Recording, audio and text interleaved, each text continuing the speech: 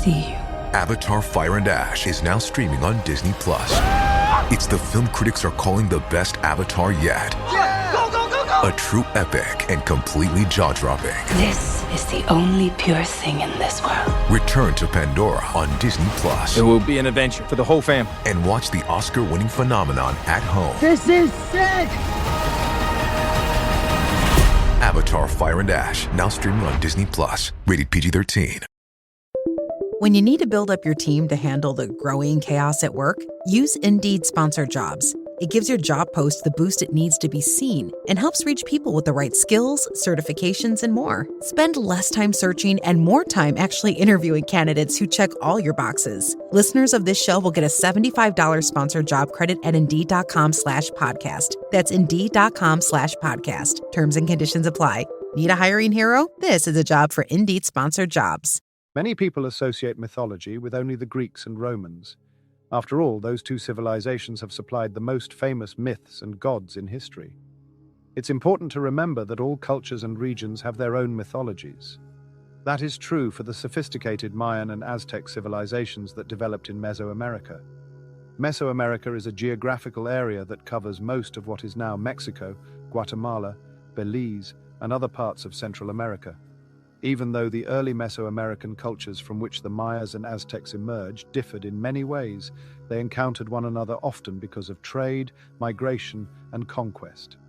As a result, their religions and myths share some characteristics and themes. For example, most Mesoamerican cultures were very interested in keeping track of time, so they developed complicated calendars to predict important events, such as the changing of the seasons and eclipses of the sun or moon. They believed they needed to know when these events would happen to sacrifice their gods, the forces of righteousness and evil that ruled them. The massive civilizations that emerged from the early Mesoamerican cultures also shared many other characteristics. Their religious practices included human sacrifice, which they believed was necessary to provide the blood and human hearts that nourished the gods. They developed hieroglyphic writing, which was based on pictures. The hieroglyphics they carved in stone or wrote in books called codices, made of folded fig bark paper or deerskin, provide insight into their way of life and thought. The Mayas and the Aztecs created intricate government structures, built expansive cities adorned with temples and monuments, employed advanced agricultural techniques, and hosted expansive marketplaces that catered to a wide variety of food and goods. Their societies included different classes or groups of people. The people at the top, such as the nobility, had the greatest wealth, while most ordinary people, such as peasants and laborers, were very poor. Mesoamerican societies also included warriors, priests, skilled artisans, such as carpenters, merchants, architects, astronomers, and artists. Professional dancers, singers, and musicians often participated in religious celebrations. Archaeologists discovered ball courts made of stone, which were among the most intriguing features when excavating ancient Mesoamerican cities. Two teams of men used these courts to play a rough game in which they attempted to pass a heavy rubber ball through a ring. The men hit the ball with their hips, shoulders, torsos, and possibly heads to keep it moving. They could not use their hands or feet. According to what we know, this game was very violent and often part of a religious ritual. Players frequently sustained injuries, and the men on the losing team occasionally served as sacrificial victims. As you will see, ball games were so crucial that they appeared in Mesoamerican mythology. Mesoamerican civilizations thrived until the Spanish arrived in the 1500s. The Spanish conquistadores, conquerors, and the Catholic priests who accompanied or followed them brought enormous changes, which were the most destructive. The epidemic diseases they carried, such as smallpox, influenza, and measles, were deadly to the native populations. They concentrated the people in Spanish-style villages and towns to make them easier to control. Despite the complexity and sophistication of the Mayan and Aztec civilizations they discovered, the Spanish felt that their religion, Christianity, made them morally superior. They believed their Christian beliefs were better than the Native Americans' religious teachings. In the name of religion, the invaders destroyed many buildings, books, and works of art. However, the Spanish also helped to preserve information about Mesoamerican civilizations, religions, and mythology. Their letters, books, and documents tell us about their discovered cultures. More importantly, they taught nobles and others in the civilizations they conquered to use the Roman alphabet to write their own history and mythology in their own language. The Mayas. While the Aztec civilization developed in what is now Mexico City, the Mayan civilization developed farther south in northern Guatemala and Belize. Today, about 6 million Mayas, mostly in Guatemala, make up about half of the population. The Mayans have a longer history than the Aztecs. Researchers believe that by 1800 BC, 1500 BC, the earliest Mayas were cultivating maize, corn, beans, and squash, and had begun constructing permanent villages. These villages consisted mostly of one-room mud houses with thatched roofs, but they also included structures designed for ceremonial purposes. Mayan culture and civilization peaked between 300 and 900 AD during the Classic period. During that period, the Mayas built massive cities with pyramids, temples, monuments, palaces, and ball courts. Yet in a single century, from 800 AD to 900 AD, Mayan civilization declined for reasons no one has understood. Sometimes the Mayas abandoned cities so quickly that they left buildings and monuments partially constructed. Over the centuries, the jungle reclaimed the temples, courtyards, and palaces, transforming them into ruins for archaeologists to discover in our own time. The Mayas did not disappear, however. Many moved north into the Yucatan Peninsula, part of what is now Mexico. The Quiche Maya, one of perhaps a dozen major Mayan tribes, thrived in what is now Guatemala until the Spanish conquered them. Thanks to the Mayas' ability to leave a written record, they have provided one of the most detailed mythologies of any group.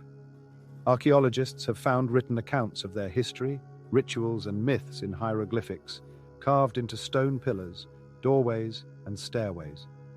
4 original Mayan codices survive, although one is little more than a fragment. The most complete codex is now in Dresden, Germany. The others are in Paris, France, Madrid, Spain, and New York City. Although the original manuscript was never found, educated Mayans transcribed their legendary epic, the Popol Vuh, Popol Vuh, into the Quiche language in the 1550s. The Mayas had 2 ways of calculating time. For reasons unknown, their sacred calendar calculated a year of 260 days, which they used for religious purposes. For example, according to the sacred calendar, the day a baby is born determines which god will be that child's patron saint. The Mayas also had a civil calendar similar to our own. This calendar's everyday use relied on a solar year consisting of 360 ordinary days and 5 unlucky days at the end. In addition to their other accomplishments, the Mayas seriously studied the planets and stars. In fact, they were so knowledgeable in astronomy that they could accurately predict the sun and moon eclipses. Centuries before the invention of modern astronomical tools, the Mayas had already charted the courses of Mercury, Venus, and Mars. Not only were the Mayas sophisticated astronomers, but they also developed a system for mathematics that included the concept of zero. Only 2 Old World cultures, the Hindus and the Babylonians, developed the use of zero, which is necessary for any complex calculations. The ingenious Mayan people constructed massive cities out of the wild jungle. Mayan engineers used stone to construct causeways and elevated walkways. They crafted immense pyramids, some 200 feet high, from stone, earth, and rubble. These pyramids dominated the massive Mayan cities, which had names like Chichen Itza, Chichen Itza, Tikal, Uxmal, Tuxmal, and Palenque. Temples, ball courts, and other buildings usually surrounded these commanding pyramids, the central points of wide open plazas. The courts were the settings for the ball game the Mayas called potato, po-bi-utok, which played such a vital role in Mayan life that it figured in their myths. Every year, thousands of people, from casual tourists to professional archaeologists and anthropologists, visit the ruins of Mayan cities in locations like the Yucatan Peninsula of Mexico, Belize, Guatemala, and Honduras. The pyramids were religious structures, the Mayan equivalent of churches, synagogues, and mosques. The pyramids housed the nobility's buried members and served as a platform for the human sacrifices of both Mayan nobles and prisoners of war. To us, the idea of human sacrifice may sound gruesome or primitive, but to the Mayas, it was the best way to please the gods. The Mayas believed strongly that these gods controlled the heavens and the people's activities on earth. They believed there would be chaos if they did not perform these ritual sacrifices. Although the Mayas sometimes sacrificed animals, the supreme sacrifice was human life. Some Mayan victims, including prisoners of war, had their heads sliced off. Others had their hearts cut out while they were still alive. Still others had parts of their bodies mutilated to allow for abundant bleeding. They then dropped this blood onto tree bark paper and burned it. The blood smoke was believed to carry messages to important Mayan gods, including Itzamna, and Ixchel, the mother and father of all other gods. In addition to their accomplishments in architecture and astronomy, the Mayas had superior farming knowledge. To a substantial extent, they lived on a diet of maize. Mayan farmers grew maize in small garden plots called milpas, mailpas, cultivated in the middle of raw jungle terrain. But the Mayas did not live on maize alone. They also grew chili peppers, squash, beans, and cotton for food and fabrics. The Mayans were intelligent enough to know how to keep the soil manageable, a mistake many European settlers and their descendants made years later when they settled in the New World. After only a few years of work, the Mayan workers intentionally ceased farming on each milpa. This conservation method prevented overworking the soil, which would have rendered it barren and useless for future plant cultivation. When the Spanish conquistadores invaded the Mayan lands in the 1500s, most of the Mayas had moved to the Yucatan Peninsula in southeastern Mexico. The Spanish found the remains of a civilization that reached its greatest heights several centuries earlier. Yet the civilization they found was mostly larger, cleaner, and more efficient than the cities they had left behind in Spain. The Spanish could have done more to conquer the Mayas. Over 180 years, the Mayas defeated 3 Spanish armies. However, the last Mayan city fell to the Spanish in 1697, although some small, isolated villages avoided surrendering to the Spanish for years afterward. The Aztecs. The Aztecs, who developed a powerful but short-lived civilization in central Mexico, are descended from a warlike tribe known as the Toltecs. In the 10th century AD, the Toltecs built a massive city called Tula to the north of Mexico City. However, a nomadic tribe known as the Chichimeca conquered the Toltecs only 2.5 centuries later, in the middle of the 12th century. The Toltecs dispersed in all directions, leaving a legacy of legends and religious traditions that would become important elements of Aztec culture. According to the Aztecs, their original homeland was an island in a lake called Aztlan, which means white land. Researchers need to determine where and whether Aztlan existed. The word may refer to a general area northwest of present-day Mexico City. It could have been 60 miles from Mexico City, Arizona, or New Mexico. 1. By the time the Spanish arrived in the 1500s, the Aztecs had become rulers of a vast empire. However, when a small wandering tribe took refuge from hostile neighbors on a swampy island near the western shore of Lake Texcoco in the Valley of Mexico, that empire began humbly. In 1325 AD, the Aztecs founded the city of Tenochtitlan, Tenochtitlan, on this island in the middle of the lake, not far from the current site of Mexico City. Legends say that their tribal war god and symbol of the sun, Huitzilopochtli, had led them to the island, where they saw an eagle with a serpent in its beak. The eagle told them to build temples in this location and nourish the sun with human sacrifice. Today, the Mexican flag features a picture of the eagle with the serpent in its beak. Tenochtitlan, which translates as place of the stone cactus, became the Aztec capital, and by the 1400s it had become a grand, thriving city thanks to its people's advanced engineering projects and outstanding military strength. Like the Mayas, the Aztecs used their intelligence and skill to build causeways and roadways.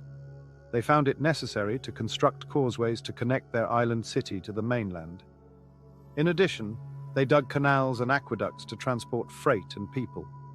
To secure their place in the region and expand their empire, Aztec rulers waged war and formed alliances with other tribes in the area. Like the Mayas, the Aztecs built religious temples as pyramids throughout their capital. The most notable was the Great Temple, a huge structure embellished with twin stone staircases side by side. On top of the Great Temple were shrines to two powerful gods, Huitzilopochtli and Tlaloc, the god of rain. People made human sacrifices at the shrine to Tlaloc. Smaller temples discovered near the Great Temple included one with a platform of more than 200 skulls. Experts believed that the heads were sacrificial victims. Two other important Aztec gods were Quetzalcoatl, and Tezcatlipoca, People viewed Quetzalcoatl, meaning feathered serpent, as the god of wind and life. People identified Tezcatlipoca, the smoking mirror, as the god of night and sorcery. The Aztec kings claimed that they were Tezcatlipoca's representatives on Earth. Aztec society comprised three main classes: nobles, commoners, and enslaved people. The nobility primarily consisted of priests, people born into the nobility, and those who earned their noble rank, such as military leaders. As in all societies, people in the higher classes had the most wealth and enjoyed special privileges. The government allowed some commoners to own land on which they could build homes. However, other commoners were poor laborers or tenant farmers who worked for other people and could only live on their land by permission. Commoners sometimes allowed their male children to attend special schools where they studied the arts of war and religion. Enslaved people were similar to indentured servants. Many were impoverished individuals who had sold themselves into slavery to repay their debts, while others had become captives during a war. Creative, clever, enslaved people could escape a life sentence of tedious labor. The royal palace granted freedom to those who had escaped their owners. Enslaved people's children were free, and most enslaved people could win or buy their freedom. To feed themselves, the Aztecs built floating gardens called chinampas, among the most fertile agricultural lands in the New World. The chinampas did not really float. The layers of silt and reeds that made up the chinampas were held in place by tree roots. Aztec farmers grew squash, corn, grains, beans, and flowers for religious ceremonies on the chinampas. They used canoes to transport produce from the gardens to the city's markets. At Xochimilco and Mixquic, some chinampas still exist today. The Aztec diet included animals and plants many people in the United States today would consider disgusting, such as locusts, algae, larvae nests, and iguanas. They also dined on foods commonly eaten in Mexico and elsewhere today, such as maize, sweet potatoes, and tomatoes. Maize was the Aztecs' staple food. They ate it in porridge, tortillas, and pancakes, often stuffed with treats such as cactus worms and tadpoles. The Aztec diet also included meat from the bountiful animals in their region, such as ducks and deer. The Aztecs loved eating big meals, especially during religious ceremonies, often a mixture of joyfulness and solemnity. These ceremonies usually included a religious ritual, followed by dancing and a large feast. One of the most important rituals was Huitzilopochtli, which means Great Feast of the Lords. For 10 days, celebrations began each evening and lasted all night long. The ritual culminated in the sacrifice of a young woman beheaded as a symbol of the goddess of the young corn. Aztec religious rituals occasionally included a ball game called Tlachtli, Tulach time, similar to the Mayans' potato game. The Aztec civilization thrived well into the 1400s when they formed a triple alliance with two other native peoples, the Texcoco and Tlacopan. In turn, the Triple Alliance conquered two other native peoples in 1487 and remained a major regional force for over 30 years. The beginning of the end came in 1519, when the first Europeans arrived from Spain under the leadership of conquistador Hernando Cortés. The Aztec ruler Montezuma II tried to convince Cortés not to enter Tenochtitlan. However, Cortés, who invaded the Aztec capital, ignored Montezuma's pleas. Many Aztecs welcomed Cortés, mistakenly believing him to be Quetzalcoatl, a feathered serpent god known for his fair skin and beard. Cortés and his army took advantage of this supposed resemblance to the Aztecs' important god, helping themselves to the Aztecs' gold and other material riches. Despite his welcome, Cortés feared Montezuma and thought the ruler might turn on him. So Cortés made a logical military move. He captured Montezuma and held him hostage. In 1520, Aztecs rebelled against Cortés and his Spanish army. Montezuma lost his life in the revolt, forcing Cortés and his men to flee Tenochtitlan. The next year, Cortés returned, and after a 3-month siege of Tenochtitlan, the Aztec capital fell to the Spanish. The date was August 13th, 1521. The Aztec Empire had been destroyed. As you read the myths in this book, you will note that many of the Mayan and Aztec gods relate strongly to the people's lifestyles. Since both peoples relied heavily on farming for survival, they believed in gods who ruled over elements like rain or crops, such as maize. These were warlike cultures, so there were warrior gods to guide them in battle and give them courage. And because they shared the same basic life cycles as people everywhere, they also believed in gods of childbirth and the underworld. You will also discover there are many similarities between Mayan and Aztec myths. Does that imply that the two groups are descendants of the same people? Peter van der Loo, a professor at Northern Arizona University and an expert on the Mayan and Aztec cultures, admits that it is not straightforward to say whether the Aztecs and Mayas descended from the same ancestors. If so, the common ancestor dates back many centuries. The Mayans and Aztecs developed similar traits by living in the same region, seeing the same animals, and eating the same food to survive, the Popol Vuh. Holy writings are one element that many religions have in common. These texts often describe everything about a particular culture, from its religious laws to how it views the creation of the universe. Jews and Christians refer to their religious texts as the Bible, while Muslims refer to their religious texts as the Quran. The most important religious text for the Quiche Maya was their sacred epic, the Popol Vuh. Researchers have never found the original manuscript of the Popol Vuh, also known as the Council Book I and the Book of the Community. But in the middle of the 16th century, a Quiche Maya used Roman characters to write it out in his own language, and in the early 1700s, a Dominican priest named Francisco Ximénez copied it. Historians, religious experts, and philosophers have studied it numerous times. In addition to legends and myths handed down for generations, the Popol Vuh is filled with scientific data, especially details regarding the stars and planets. Like a modern almanac, it included facts, such as the rising and setting dates of certain planets, but it also contained information about and pictures of each planet's attending gods. When deciding when to hold a ceremony, start a battle, or prepare for war or famine, Mayan rulers considered all aspects of this information. Various versions of the Popol Vuh were fairly similar to the Bible. In one version, the authors explained why Mayan rulers found these writings important.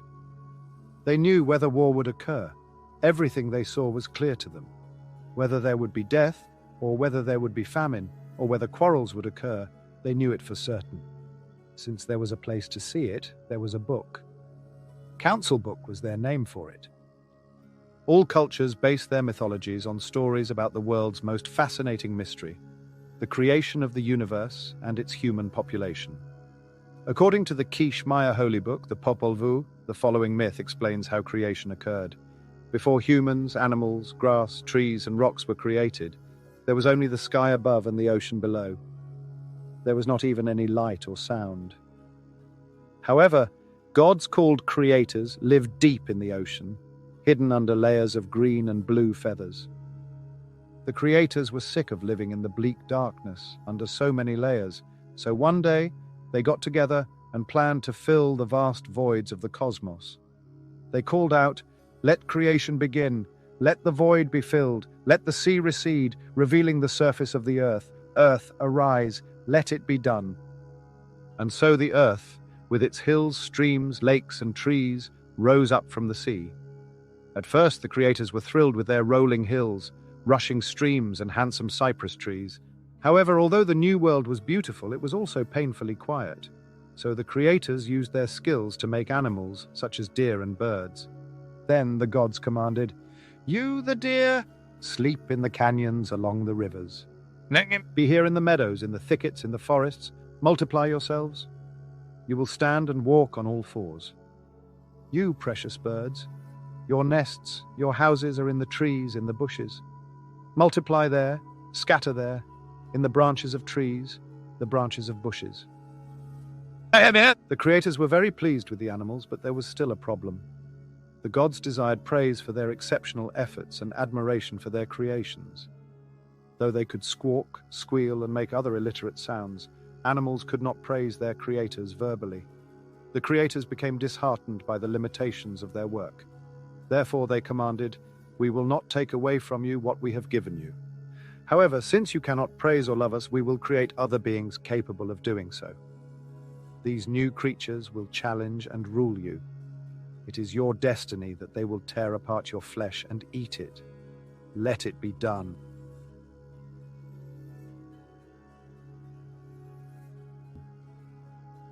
The creators then attempted to create a class of creatures superior to animals. These creatures, known as the Maya people, were able to speak. However, carrying out this task took a lot of work. First and foremost, the creators made the people out of mud. The mud people were different from what the creators envisioned. They were soft, limp, and had trouble standing upright. Even worse, they became soggy and could not stand up after it rained. In addition, they were unable to see and had no brains. They could speak, but without a brain to guide their thinking, the people's sounds were gibberish. Shortly after their creation, the creators annihilated these mud people without delay. The creators tried again. This time they used wood to make human beings. The stick people were an improvement over the mud people. The sturdy wood allowed them to stand up and walk. The wood people, like the mud people, were able to speak, so they lived and multiplied. Soon the creators realized that, like the mud people, the wood people had no minds, so their words made no sense. They did not have blood flowing through their bodies, so their skin was dry and crusty rather than fresh and firm. They had no hearts, so their faces had no expressions. More importantly, they had no souls and didn't know right from wrong. These ignorant beings not only burned the bottoms of their cooking pots and tortilla griddles, but they also beat and starved their dogs. Finally, the creators realized they would have to destroy the stick people and try a third time to create more complete creatures. The gods humiliated the stick people by destroying them. First, the creators unleashed a flood of a sticky, sap-like substance. The wooden humans tried to escape, but their dogs, their former victims, would not let them do so. The dogs the wooden people had once beaten and starved so savagely now gained revenge by using their sharp teeth to bite the people and slash their faces. The griddles and pots the people had once burned so thoughtlessly also retaliated by burning the people back. A few stick people, once mistreated by their attackers, managed to break free and attempted to escape the flood of sticky sap. They climbed trees and hid under house roofs. Yet even the trees and houses demanded vengeance. The trees shook their branches until the people fell to the ground. Rather than providing protection for these wooden humans, the houses collapsed. When the wooden people tried to hide inside the caves, they shut down. Most of the people drowned in the sap. The few who did survive had their faces twisted until they no longer resembled humans. They became a new kind of animal called monkeys. For a third time, the creators met to put their heads together. They needed a new way to bring to life the race of humans they had envisioned. Just as the creators' meeting began, 4 animals visited: a mountain cat, a coyote, a crow, and a parrot. The animals told the creators about an amazing food called maize or corn that grew nearby in Broken Place. The creators were curious about this new food and wished to see it themselves. So the animal quartet led the creators to Broken Place, where they found abundant corn. The creators immediately realized that this was the key ingredient that had been missing. It was exactly what they needed to create the kinds of creatures they had hoped to place on Earth. The creators got busy right away. They mashed corn into a meal to make 4 strong, handsome men known as the Forefathers. Then, they ground more corn into a liquid. The creators offered the new potion to the men they had just made. The men drank it, and suddenly, they had muscles and energy. While the men slept, the creators made each one a wife as beautiful as the handsome men. The Forefathers thanked the creators for creating them and giving them such superior intelligence that they realized all knowledge. The men's powerful eyesight greatly contributed to their intelligence. The Forefathers told their creators, "We can see, hear, move, and think and speak. We feel and know everything. We can see everything in the earth and sky. Thank you for having made us. This unexpectedly gave rise to a new dilemma. As they watched this new race of people, the creators realized they had made a mistake by making humans too perfect. If these people continued to see and know everything, they would be not human beings but gods, just like themselves. The creators knew they had to limit their creation's intelligence and power. So the creators blew a mist into the forefathers' eyes. The mist affected the man's eyes, just as a person's breath affected a mirror. The men could still see, but not as far. Though they could still think, their once all-knowing intelligence now encompassed a more modest range of knowledge. Soon, the forefathers and their wives gave birth to children, who in turn gave birth to more children, and before long, there were countless human beings on Earth. What fault did the creators find with the animals they had made? The creators desired praise and love for their creations, but the animals were silent. What were some of the issues the creators had with the mud people? When dry, they had trouble standing upright. When wet, they could not stand at all. They also had no brains and could not think or speak a language. What was the biggest problem with the wood people? They had no hearts or souls and did not know right from wrong. How were monkeys formed? The few woodmen who escaped the massive flood of sticky sap became monkeys. Who came to the creators' third meeting? And what did they tell the creators? A mountain cat, a coyote, a crow, and a parrot arrived to inform the creators about the amazing food known as maize, which grew in a region known as Broken Place. How were the forefathers made? To form the bodies of the forefathers, the creators mashed corn into meal. The creators then ground additional corn into a liquid. When the forefathers drank it, they suddenly had muscles and energy. Why were the creators unhappy with the first intelligent humans they made? Humans acquired a vast amount of knowledge with their powerful intelligence and eyesight. With these godlike powers and knowledge, they might challenge their creators. How did the creators limit human powers and knowledge? They blew a mist into the forefathers' eyes. 7 Macaw. The first major portion of the Popol Vuh deals with the creation story. Part of this story concerns the heroic deeds of two sets of twins. The underworld lured one set of twins to their demise. Those twins were the father and uncle of the twins you will learn about in this chapter, Hunahpu and Xbalanque, who came to be known among the Mayas as the hero twins. Mesoamerican creation myths frequently feature twins. The Mesoamerican cultures feared twins because they considered them abnormal. They believed that twins had religious significance and foreshadowed important events. People often portray twins as monster killers and heroes who establish order, yet they also symbolize conflict and change.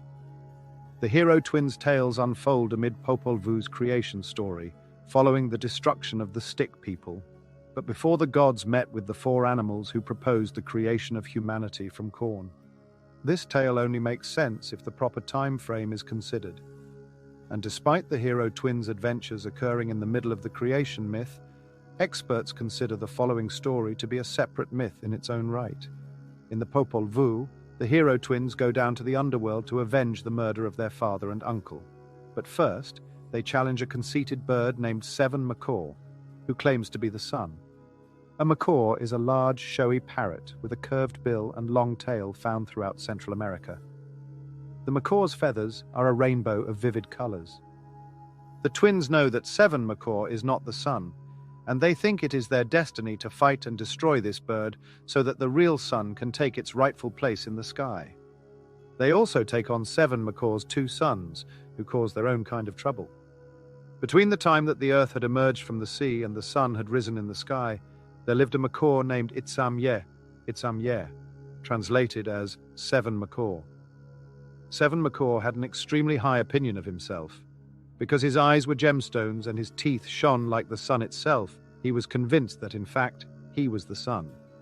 He was so self-absorbed that he announced that someday he would be on the moon. The hero twins, Hunahpu and Xbalanque, felt that 7 Macaw was too boastful and gave the people false impressions. Clearly, he was not the sun. The twins resolved to punish him. The twins devised a plan to shoot 7 macaw at a time when they could distract the colorful bird. Finally, they found the perfect time to do so. 7 macaws were enjoying their lunch under a nance tree. The nance tree still grows in the wilds of present-day Yucatan and is known for producing luscious fruit. Hunahpu shot 7 macaw with a pellet using a hollow pipe known as a blowgun. The gun's pellet tore through the bird's mouth, breaking his jaw and injuring his precious eyes. The gun's pellet severely damaged the jewels in his mouth and eyes. The impact of the shot forced 7 macaw to fall from the nance tree. However, 7 macaw was still dangerous. When Hunahpu approached 7 macaw, the boastful bird bit off the twins' arm and escaped. When he returned home, 7 macaw hung his arm over a fire. Hunahpu and his brother tried hard to think of a way to regain the arm. Finally, after meeting with a wrinkled, grey older man and woman who walked crookedly, the twins devised a plan. The old couple agreed to pretend they were the twins' grandparents, and the foursome set out to find 7 macaw. When they arrived at 7 macaw's house, the older man told the bird that the twins were their grandchildren. The older man added that he was an expert in fixing broken jaws and curing damaged eyes. As the twins had hoped, 7 macaw asked the grandfather to help him restore his damaged jeweled features. First, the older man removed the gemstones from 7 macaw's mouth and eyes, replacing them with white corn kernels. Once the older man finished removing the shiny jewels from 7 macaw's face, the bird could no longer claim to resemble the sun. Now he just looked like an average bird. Deprived of his source of conceit and vanity, 7 macaw no longer had any reason to live, so he kneeled down and passed away. As soon as he was dead, Hunahpu retrieved his arm from above the fireplace and placed it back on his body. It reattached itself perfectly. The 2 sons of 7 macaw survived. One of them was named Zipacna, or alligator. The other was named To His Leg, also known as an earthquake. Like his father, Alligator also made boastful claims. He bragged that he was the maker of the mountains. One day, Alligator was resting by the water's edge when he saw a group of 400 sons carrying a tree to use as a post for a house they were building. Alligator asked the boys if he could help them. They gladly accepted his offer and let Alligator haul the tree to the door of the 400 boys' house. The boys were impressed by Alligator's strength but felt threatened, believing Alligator might use his strength to hurt them. They believed they must kill this strong beast. The 400 boys put their heads together and devised what they considered a foolproof way to lead the alligator to his death. First, they would ask the alligators to do them a favor and dig a deep hole in the earth. Once the excavation was complete, they would invite the alligator to enter. Then, the boys would throw a wooden beam into the hole. They expected the beam's weight to land on their trapped victim and crush him to death. The alligator was smart, however. He knew the boys wanted to kill him, so while he was digging the hole, he also unearthed an escape tunnel to one side of the hole. The alligator climbed into the hole, tucking himself in the safety tunnel. He called out to the boys, announcing in a loud voice that their hole was complete. The boys then dropped the beam in the hole, unaware that the alligator sat safely to one side. Convinced that Alligator was dead, the 400 sons held a celebration. They partied so hard and drank so much that they became intoxicated. In fact, they were so drunk that they didn't even notice when Alligator crawled out of his safety tunnel. Alligator picked up the boys' house and toppled it on their heads. The weight of their home claimed the lives of all 400 boys, transforming them into stars in the sky. The deaths of the 400 sons filled the hero twins, Hunahpu and Xbalanque, with sorrow. They considered Alligator as treacherous as the boys had been. So the twins planned to kill Alligator, just like they had killed his father, 7 macaw. The twins planned to catch Alligator by offering him his favorite food, crabs. They crafted a magnificent artificial crab from prairie grass, bamboo, and stone, and placed it in a canyon at the base of a mountain called Mevan. The twins found Alligator in the water and asked him what he was doing. As they had hoped, Alligator replied that he was looking for food. He said he could not find crabs or fish and had not eaten for 2 days. Excitedly, the twins told Alligator about the gigantic crab they had just seen in the canyon at the foot of Meven. Alligator drooled at the thought of such a treat and begged the twins to take him there. So the three journeyed to Meven with Alligator, growing excited about each step. However, as he entered the canyon and saw the massive crab, the big mountain collapsed on Alligator's chest. The alligator could not move and turned to stone. As it turned out, Seven Macaw's other son, To His Leg, was no less boastful than his father and brother Alligator. To His Leg adamantly asserted his ability to destroy mountains. He bragged that he had to stamp his feet to make mountains tumble. One day, Hunahpu and Xbalanque confronted To His Leg, telling him they had recently discovered the highest mountain they had ever seen. They asked To His Leg if he thought he could knock down this mammoth mountain. In his typical arrogance, To His Leg assured the twins that he was capable. He asked the twins to accompany him to this mountain to validate his claim. On their way to the mountain, the hero twins became hungry. As was their custom, they pulled out their blowguns and killed a few birds, then roasted them for dinner. Two of his legs were unaware that the bird dinner was part of a plot to kill him. The twins took one bird and cooked it in a heavy chunk of earth. They invited To His Leg to join them for a delicious feast. They offered To His Leg a slice of the earth-laden bird, and he enthusiastically ate it and the piece of earth. When they finished their feast, all three got up and walked toward the enormous mountain. But the weight of the meal he had just eaten made To His Leg feel incredibly weak. Suddenly he could hardly stand on his legs. In that condition, he could not bring a mountain to its knees. The hero twins effortlessly bound his leg, knocked him down, and ultimately killed him. They permanently buried his leg, known as an earthquake, in the ground, and ever after, whenever he moves in his grave, he shakes the world. Why did Seven Macaw believe he was the sun? His eyes and teeth, made of precious jewels, shone with the sun's power. What led to the death of Seven Macaw? An older man replaced the gemstones from Seven Macaw's mouth and eyes with white corn. Seven Macaw no longer had self-esteem, and since he no longer felt superior, he felt he had no reason to live. How did Alligator kill the 400 sons? Following the celebration, the 400 sons were so intoxicated that they didn't notice Alligator preparing to destroy their house. What happened to the 400 sons? They became stars in the sky. How did the hero twins kill Alligator? They tricked him by placing a gigantic crab in a canyon at the base of a mountain. The alligator entered the canyon to find and eat the crab, and the mountain collapsed. How did the hero twins kill To His Leg, the earthquake, and where did he end up? They tricked him into eating a heavy meal, making him weak. He was buried in the ground. This tale portrays a conflict between material power, represented by Seven Macaw, his jewels and beauty, and spiritual power.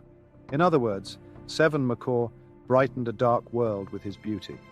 However, he did not have love and beauty in his heart. Without these virtues, he was a false god. When the hero twins rid the world of immoral beings like Seven Macaw, they paved the way for humans to think and feel. When a Mayan king stood up, he wore in his headdress the fabulous plumage of birds, more often than not those of Itzam-Yer, Seven Macaw himself. These dazzling feathers served as a reminder to the king that he could use or abuse power. It was up to him to plead with the gods on behalf of his people to maintain a proper balance on earth. When used properly, this power protected both the universe and his nation. When used improperly, similar to Itzam-Yer's arrogance, this power became empty and endangered everyone. No matter how fanatical today's sports fans are, their intensity is mild compared to that of the ancient Mayas. The following myth takes place late in the creation saga.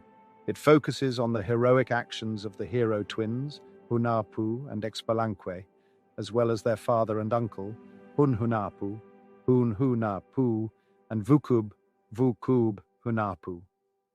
In this story, Hunahpu and Vukub Hunahpu participate in a symbolic battle common in many cultures, mythologies, and religions, a fight between righteousness and evil or darkness and light. The Christian tradition often presents this idea as a conflict between God and Satan. This Mayan myth pits earthlings against souls from the netherworld or underworld. Like the living world, the underworld was home to plants, animals, and people. At sunset, the Mayas believed the underworld rotated above the earth to become the night sky. The twins know they'll help bring the true sun to earth. Simultaneously, the creation of the final race of people will only occur once the sun's light illuminates the sky. The Popol Vuh myth makes numerous references to the ball game. The Mayan religion used potatoes for more than fun and games. The court, shaped like a capital one, measured about 150 feet long and 50 feet wide. On two sides of the court was a flat playing surface and sloping or vertical walls. Temples often connected ball courts, incorporating the games into intricate rituals. Many people watched the ball games. Nobles might have watched from the temples, while ordinary people watched from the walls alongside the court. People bet heavily on the games, wagering jade, gold, houses, and even enslaved people. Even watching the games could be risky. Spectators who bet on the wrong team could lose, and the winning team could confiscate their clothing and jewelry. Of course, the people watching the game ran away as quickly as they could. The penalty for losing at Powhatan was severe. As shown on carvings at the Mayan site of Chichen Itza, the losing players, or at least the captain of the losing team, risked losing his head in the Aztec game of Tlachtli.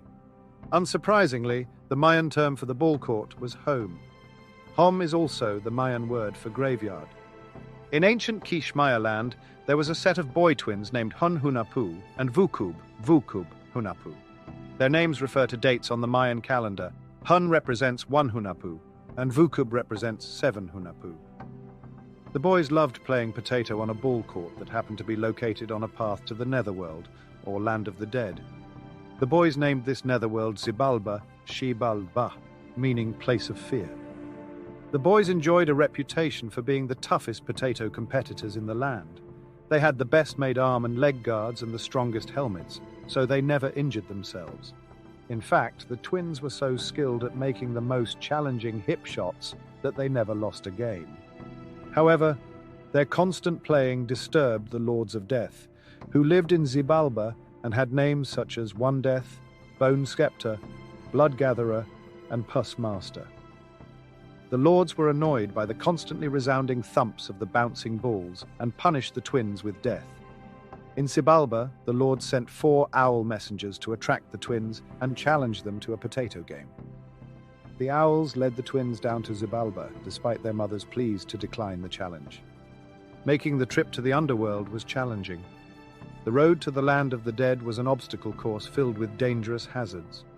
Just after their journey, the twins came upon a cliff with a steep face they had to scale down. At the base of this cliff, they saw the first of 3 disgusting and dangerous rivers they would cross. The first river was full of floating, sharp spikes. The boys managed to cross the river without suffering any stab wounds. Next, they successfully crossed a river of blood. Finally, they had to navigate through a stream of flowing pus. Again, they were successful. However, after crossing this last rancid river, the twins soon realized their ordeal was beginning. Continuing their journey, they came to a 4-way intersection. One road, the Black Road, spoke to the twins, persuading them to follow it.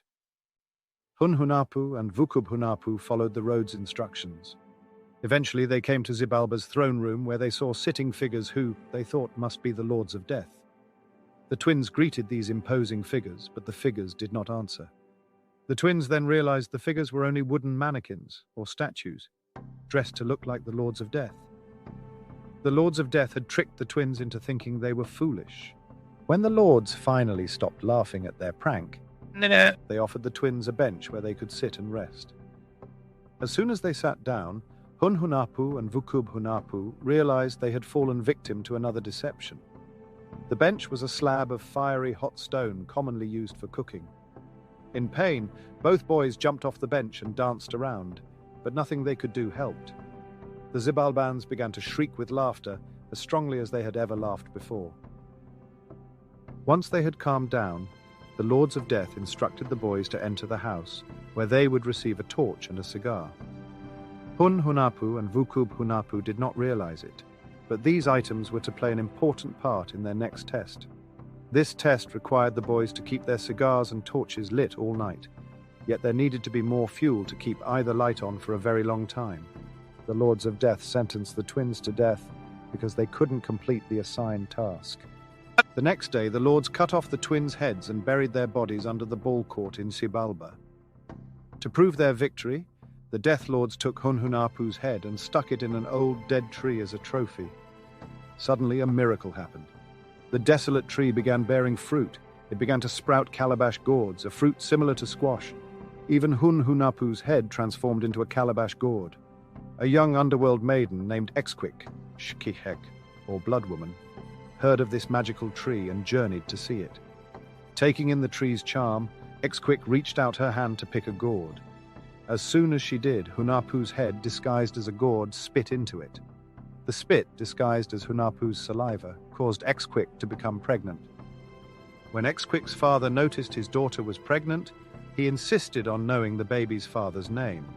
But Xbalanque could not name anyone. Her father responded by announcing that she had shamed him and demanding her execution. Xbalanque's father immediately commanded messenger owls to carry her away for sacrifice. They instructed the owls to retrieve the girl's heart in a bowl as evidence of her death. Xbalanque was desperate. She decided there was nothing to lose by telling the owls the truth, that she had become pregnant by the saliva that shot out of a gourd she had picked. Because of her innocence, the owls believed in her and set her free. Having saved Xbalanque, the owls now wondered how to save their lives. Xbalanque's father expected his daughter's heart to be in a bowl, and he would punish them if they disobeyed his orders. The owls deliberated and concluded they could deceive Xbalanque's father by replacing the heart with a glob of tree resin. When they returned to Xbalanque's father with the heart-shaped mound of tree resin in a bowl, the residents of Xibalba, thinking it was Xbalanque's heart, decided to burn it. When they did, the resins emitted a weird scent the Xibalbans were unfamiliar with. Intrigued by the intoxicating smell, they gazed at the burning mass. In fact, they were so distracted that they failed to notice the messenger owls guiding Xbalanque to freedom through a hole that connected the underworld to the earth.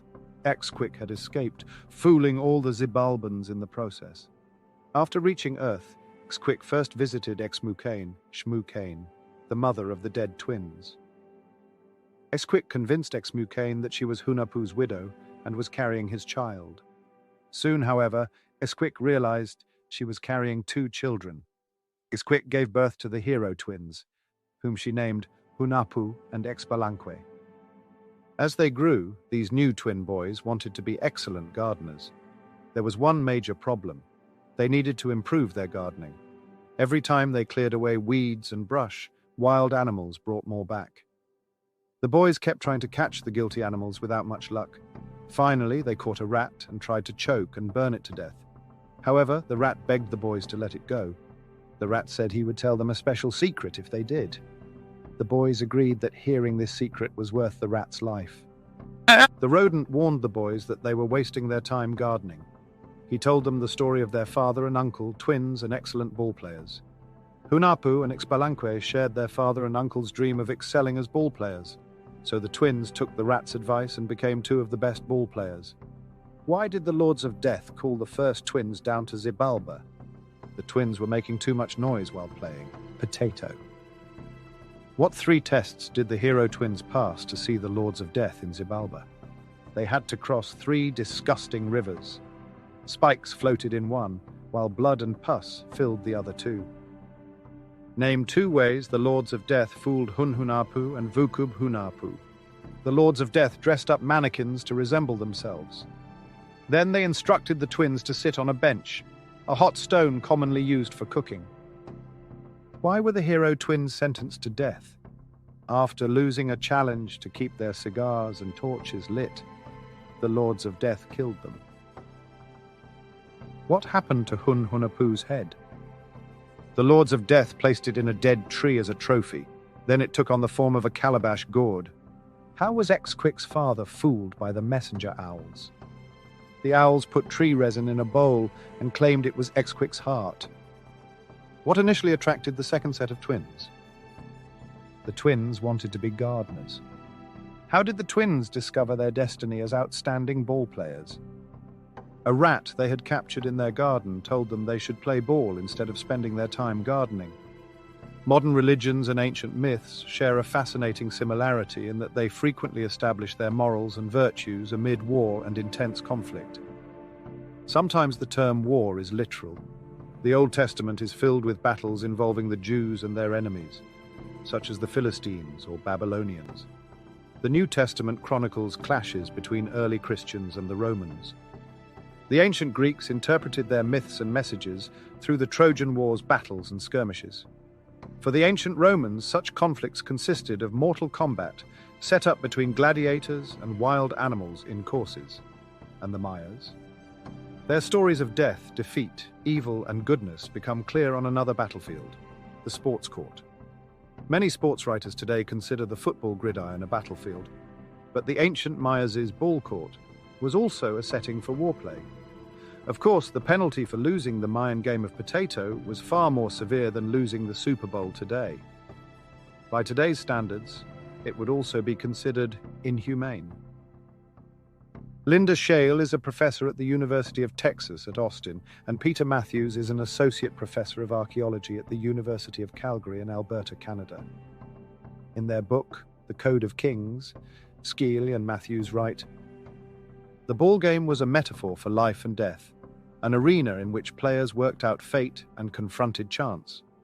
They sometimes played for fun, like the twins before the Xibalbans called them. The ball game was also a metaphor for war, in which powerful states and heroes strove for victory against enemies. But most of all, the hero twins played the ball game as a necessary forerunner to creation and the making of humanity. The ball court truly was a crevice leading into the other world. When the Maya played their game, they remade creation again and again. The notorious hero twins. Funerals have always been a time for religious reflection, and all religions have their own death rituals. Many different cultures hold the belief that after death, individuals either reincarnate, spend eternity with their god, or face eternal punishment. The Mayas feared death, even though they believed that people who had lived religious lives would go to paradise. They also believed that sacrificial victims and people who committed suicide, which they considered the greatest act of sacrifice, as well as those who died in childbirth or war, would live forever in heaven. However, in Xibalba, evil people would suffer for eternity. The Mayas decorated funerary objects or items directly related to a funeral with scenes from their myths or other religious stories. Many archaeologists and anthropologists have learned about Mayan mythology, religion, and other important parts of day-to-day Mayan life by studying these funerary objects. Numerous funerary vases painted illustrations of Xibalba's bats, animals that play an important part in the rest of this myth. Many of these paintings are on vases from the Mayan Empire, where legend holds that the hero twins, Hunahpu and Xbalanque, entered the Xibalba's dark netherworld. Bats' eyes sometimes appear on their wings and collars. This could be due to the long-standing belief that bats are blind. In fact, they are not, although they primarily use their hearing and not their sight to orient themselves. Scholars have uncovered other funerary vases with paintings depicting the Death Lords of Xibalba. The Death Lords of Xibalba sport yokes and equipment on their hips as they engage in a potato game. In some depictions, they are smoking cigars or sitting on jaguar skins. Still others show Hunahpu and Xbalanque about sacrificing themselves, which plays an important role in the rest of this myth. Like their father and uncle, Hunahpu and Xbalanque made a lot of noise during their potato games. One day, they disrupted the Lords of Death in Xibalba. As before, the lords called on the owl messengers to bring the new twins to their home in the underworld. On their way to Xibalba, the boys had to travel the same route their father and uncle had taken. They lowered themselves down the cliff and passed across rivers of spikes, blood, and pus. However, when they came to the four-way intersection, they avoided making the same mistake as their ancestors. These twins had a plan. Hunahpu removed hair from his skin and turned it into a mosquito. They told the mosquito to fly ahead and bite all the Lords of Death. The mosquitoes followed their instructions.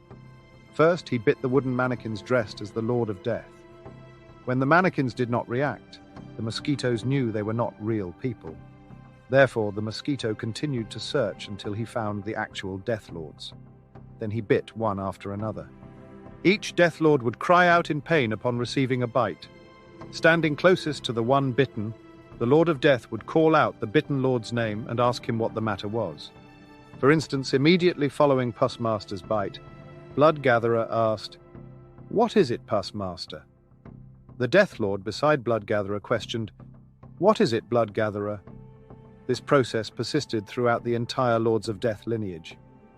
The twins paid careful attention to this ritual, and soon they knew the name of every single Lord of Death. Therefore, when the boys arrived in the underworld throne room, they could greet each lord by his given name. They told the lords that they would never greet wooden mannequins. The Lords of Death were impressed with the twins' knowledge. The Lords of Death instructed Hunahpu and Xbalanque to sit on the hot stone slab that had burned their relatives. But the twins, knowing better, refused. The Lords of Death were amazed that the twins knew all their tricks. At this point, the Lords of Death initiated the most challenging tasks. The twins faced a series of dangerous tests. Each test was held in a separate room known as a house. The House of Gloom gave Hunahpu and Xbalanque the same cigar and torch their ancestors had received, instructing them to keep them lit throughout the night. The twins outsmarted the Lords of Death by placing a macaw's red tail feathers on the torch and fireflies on the ends of the cigars. They were stunned when the Lords checked the twins' progress in the morning. The torch and cigars seemed as if they were still burning. The twins had passed the first challenge. Their next destination was the House of Razors, which stocked sharp knives. The twins persuaded the boys that their job was to only cut animals, despite the knives' intended destruction of the boys. The next challenge was the House of Jaguars, where they faced a room full of ferocious wild cats. Hunahpu and Xbalanque distracted the jaguars by feeding them bones. Subsequently, they managed to endure the harsh conditions of the House of Cold and the House of Fire. One more test remained, the House of Bats. These flying rodents had knives instead of noses. The twins hid inside a pair of hollow blowguns to escape the bats. They stayed in their safe havens all night and heard the bats flying around them. But as the darkness faded, Hunahpu could no longer resist the temptation to see if dawn was breaking. Just as he stuck his head out of his blowgun, a vicious bat sliced it off, and it went rolling onto the underworld's ball court. The Lords of Death cheered and celebrated what appeared to be a win over one of the twins. Now, Xbalanque had an idea. As dawn approached, he called on all the animals to bring him their favorite foods. The Coati, K-O-H-R-T, similar to a raccoon, brought Xbalanque a round squash, which he placed atop his brother's neck. Xbalanque carved the squash with outstanding skill to resemble Hunahpu's head and face. Miraculously, the squash became Hunahpu's working head. Then the twins walked over to the Netherworld ball court, where the Death Lords challenged them to a potato game. Before the game began, Hunahpu and Xbalanque asked a rabbit to hide in nearby trees. When the game began, the twins noticed that one of the Lords of Death used Hunahpu's real head as a ball. As Hunahpu's head was bouncing around the court, Xbalanque batted it toward the trees where the rabbit was hiding. The rabbit pounced from the trees and began hopping across the ball court. The Death Lords mistook the rabbit for a bouncing ball and chased after it. While they were gone, Xbalanque grabbed his brother's real head and placed it back on his brother's body. Then he took the squash and tossed it into play on the ball court. When the Lords of Death returned from chasing the rabbit, they tried kicking the squash, thinking it was Hunahpu's head. The squash splattered open, its seeds spilling in all directions. With no ball, the Lords of Death had to concede defeat. Hunahpu and Xbalanque had won. However, the story did not end there. The twins called on two prophets named Sulu, Shulu, and Pakam, Pakam, to ask what they should do next. The prophets told the boys that although they had managed to survive all the tricks and games offered up by the Lords of Death, they were still destined to die. The prophets revealed that this outcome was all part of a grand plan. Meet the new iSims, the single talent acquisition platform that's fully future-ready. It works wherever and however you hire, with insights no one else offers. One solution that fits seamlessly into your existing tech stack, which is why IT and HR leaders trust it. With the best of enterprise-grade software and AI, iSims helps you identify and secure the right talent faster. iSims, powering exceptional hiring. Learn more at isims.com. the Lords of Death came up with one more test. This time they built a fiery hot oven and challenged the boys to jump over it safely 4 times. By now, Hunahpu and Xbalanque knew what they must do. They jumped headfirst into the fire, burning themselves to death. The Xibalbans happily took the boys' bones from the fire, ground them into fine powder, and scattered the dust in a river. Even in death, the hero twins were not out of miracles. Instead of floating away, their powdery bones sank to the river bottom. In 5 days, the boys came back to life as catfish. On the 6th day, they reverted to their former human forms, now dressed as vagrants who lived on dancing and performing magic tricks.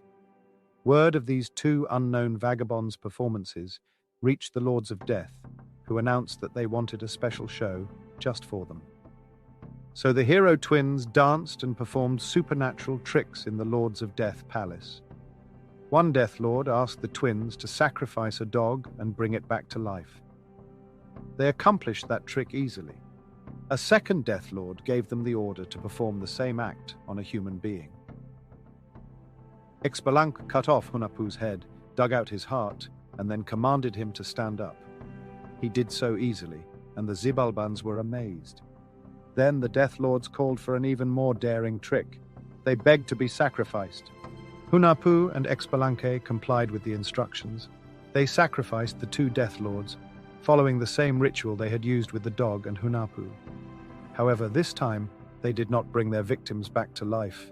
The Lords of Death remained dead. The remaining Lords of Death were furious and demanded to know why the trick had not worked this time. Then Hunahpu and Xbalanque stepped out of their disguises and addressed the Lords. "We have avenged our father, 1 Hunahpu, and his brother, 7 Hunahpu, and now we will kill you. 2. The rest of the Xibalbans begged for their lives. The twins made a deal. The twins agreed that no more killing would occur if the residents of Xibalba revealed the location of their father and uncle's grave. The proposal won the Xibalbans' agreement, sparing them. However, they would never be powerful again. With the information supplied by the Xibalbans, the hero twins located their father and uncle and brought them back to life. Hunahpu and Xbalanque promised their elders unwavering respect and prayers. The twins had one last journey to make. They ascended to heaven and became the sun and moon, lighting the world forever. People would remember the hero twins' bravery and ingenuity every time they gazed at the sky. How did the hero twins evade the Lords of Death's deception? The twins sent a mosquito ahead to bite the false mannequins who resembled the Lords of Death. When the mannequins did not react, the twins knew they were unreal. Nick, how did the hero twins meet the Lords of Death's challenge when asked to keep their cigars and torch lit all night? They placed a macaw's red tail feathers on the torch and fireflies on the ends of the cigars. Name the 5 houses in which the hero twins faced death challenges. We have the House of Razors, the House of Jaguars, the House of Cold, the House of Fire, and the House of Bats. What mistake did Hunahpu make that allowed a bat to successfully attack him? He peeked out of his blowgun to see if dawn was breaking. In their game with the hero twins, what did the Lords of Death initially use as the ball? And how did they return it to its rightful place? The twins first used Hunahpu's head as a ball. The twins placed a hopping rabbit on the court, distracting the Lords of Death. While the Lords of Death were away, Xbalanque placed Hunahpu's real head back on his body. How did the hero twins trick the Lords of Death into sacrificing themselves? They disguised themselves as vagabonds who danced and performed magic tricks. The Lords of Death commanded them to sacrifice a dog and bring it back to life, and the hero twins easily accomplished that. The Death Lords then demanded that they do the same with a human. Once the hero twins achieved their goal, the Lords of Death pleaded for their sacrifice. Despite their request, the hero twins failed to resurrect the Lords of Death, thereby avenging the deaths of their father and uncle. What did the hero twins become after killing the Lords of Death? They ascended into heaven and became the sun and moon, the creation of the world. Because the Aztecs belonged to different tribes and lived in varied locales, they collected many colorful creation myths. Some differed only slightly from one another, others showed numerous contradictions. However, one element common to most Aztec creation myths was the gods' desire for human blood. In fact, like the Mayas, the Aztecs demanded human as well as animal sacrifice. Despite a superior knowledge of astronomy, the Aztecs believed that the sun revolved around the earth. One of their strongest fears was that the sun might someday stop turning and freeze in place in the sky. If that happened, they reasoned, the unending rays of the sun would burn everything on Earth, making it impossible for the planet to support life. They believed that the only way to keep the sun from stopping in its place was to provide the sun, God, Huitzilopochtli, with human hearts and blood. Many of the sacrificial victims were prisoners of war, and as the power of the Aztecs grew, they captured and sacrificed increasing numbers of people. However, the Aztecs selected a boy for sacrifice once a year. Before his sacrifice, this young man impersonated the powerful god Tezcatlipoca for a full year. They provided him with servants to fulfill all of his wishes.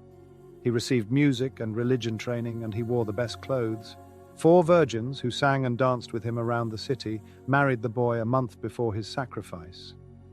For 5 days before his sacrifice, the people feasted and celebrated. The sacrifice was actually part of a solemn ceremony. Just before his death, they rowed the boy in a canoe to a temple. They then led him up a series of steps to the temple's summit.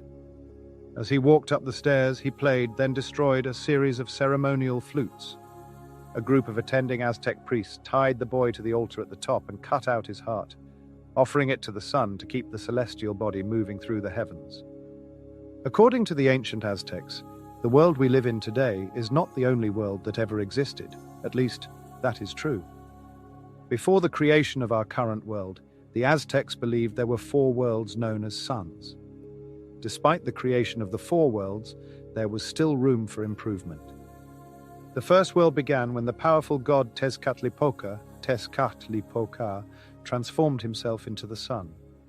The people of this first sun were giants who survived the heat of their habitat by living in the shade of massive trees and eating a vegetarian diet of corn, berries, and acorns, which Tezcatlipoca and other gods had provided them with. People said the giant citizens of this first world were so powerful they could lift trees out of the ground with their bare hands. Another powerful god, Quetzalcoatl, was a jealous rival of Tezcatlipoca and frustrated that Tezcatlipoca was ruling the world. Quetzalcoatl took many forms, but was often described as having a light complexion and a beard. Quetzalcoatl started a fight with Tezcatlipoca and continued to battle him until he knocked him out of the sky. Tezcatlipoca was furious for being dethroned. In response, Tezcatlipoca became a jaguar and demolished the world, including all the giant people and the sun. However, Tezcatlipoca's powers were insufficient to destroy Quetzalcoatl, and he survived the end of the first sun. He then created a second world with a race of people who lived on a diet of pine nuts. This time, Tezcatlipoca gained revenge against Quetzalcoatl by literally kicking him out of the sky.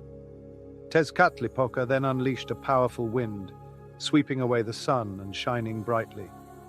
The wind also claimed the lives of most people, transforming those who survived into monkeys. We can still see their ancestors swinging from trees in the wild forests. The third world began with the actions of the god of rain, Tlaloc, who had big, bulging eyes and giant teeth. Tlaloc transformed himself into the sun and became ruler of the world. Again, Quetzalcoatl was unhappy and sent a series of floods to wash away the earth. The terrible floods transformed those who survived into birds. Coatlicue, Tlaloc's wife, created the fourth world by becoming the sun in her husband's place. Yet another flood destroyed this world, and those people who survived became fish. For a fourth time, there was complete darkness. At this point, the gods met and decided that one god had to sacrifice himself to become the new sun. Nanautzin, a modest and homely god, volunteered to do the job. Acceptance surprised the ugly Nanautzin, whose body was deformed and his skin covered with sickening sores.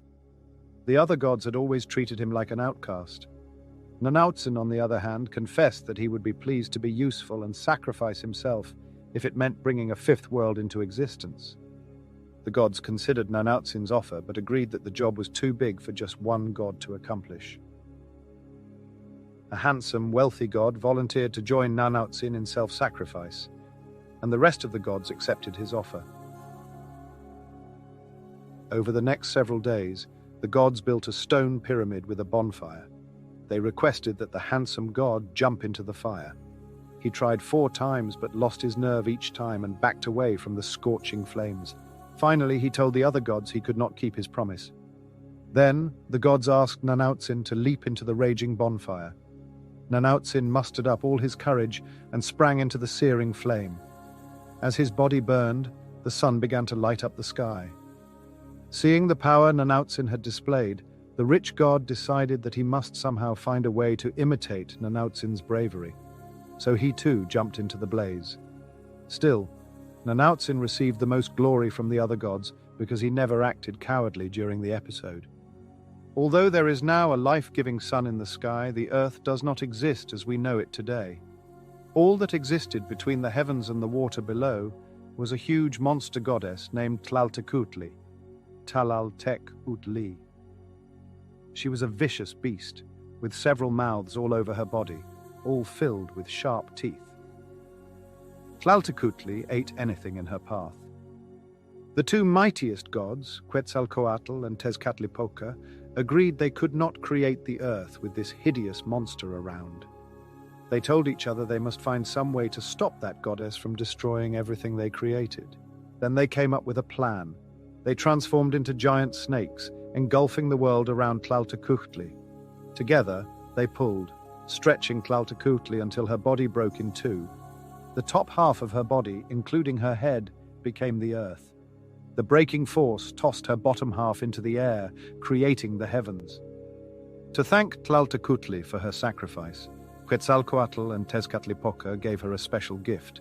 From then on, she would provide people with all the natural wonders they needed to live. Her hair became trees, herbs, and flowers. Her skin took on the colors of grass and flowers. Her many mouths crafted large caves and rivers, while her eyes transformed into small caves, wells, and fountains. Her nose transformed into smaller hills and valleys, and her shoulders created mountains. However, Tlaltecuhtli remained unhappy. She frequently screamed in the night, yearning for human blood. She would only continue to produce nature's needs for other living humans if they gave up their lives to her. Now the heavens were present, and the earth resembled the one we inhabit today. There were no people, however. One day, the great god Quetzalcoatl journeyed to the underworld, the land of the dead, to bring back the bones of those who had lived in the 4th sun. But the underworld, known as Mictlan, and ruled by a sinister skeleton god named Mictlantecuhtli, was dangerous. As soon as he entered Mictlan, Quetzalcoatl discovered his father's bones, which he wanted to return to Earth.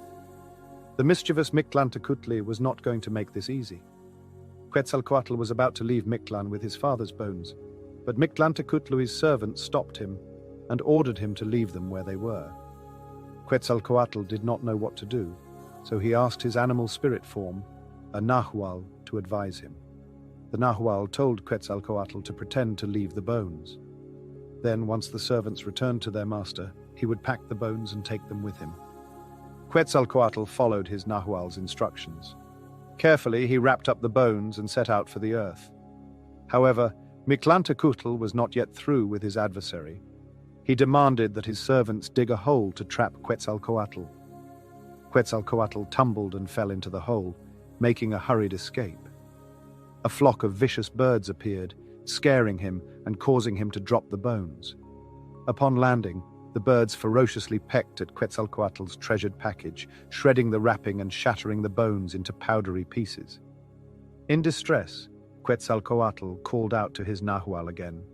His Nahual urged him to continue on his quest. This time, Quetzalcoatl was successful. Quetzalcoatl brought the powdered bones to Cihuacoatl, the goddess of childbirth, who ground them into the flour. Cihuacoatl added Quetzalcoatl's blood to the newly made flour, creating a new race of human beings. However, Quetzalcoatl warned his newly made human beings that the current world might not be permanent.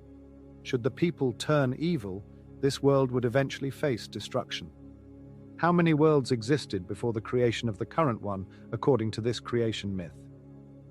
The myth says there were 4 worlds before the current one. Why were the previous worlds destroyed? One god would become jealous of another god's power and destroy his world. What became of the people who survived the powerful winds that destroyed the second world? They were reborn as monkeys. What happened to the people who survived the massive floods that ruined the third world? Those people became birds. How does the god Tonatiuh transform into the sun? He jumps into a sacrificial fire, and as his body burns, the sun begins to light up the sky. From what materials were human beings created? Bones and blood combined to create humans. According to this myth, what will happen if people act wickedly today? Like the previous 4 worlds, the current one will end in destruction. The Nahual or Nagual is a personal guardian spirit that some Mesoamericans believe lives in animals such as deer, jaguars, or birds. The natural, which plays an important role in human creation, is fascinating.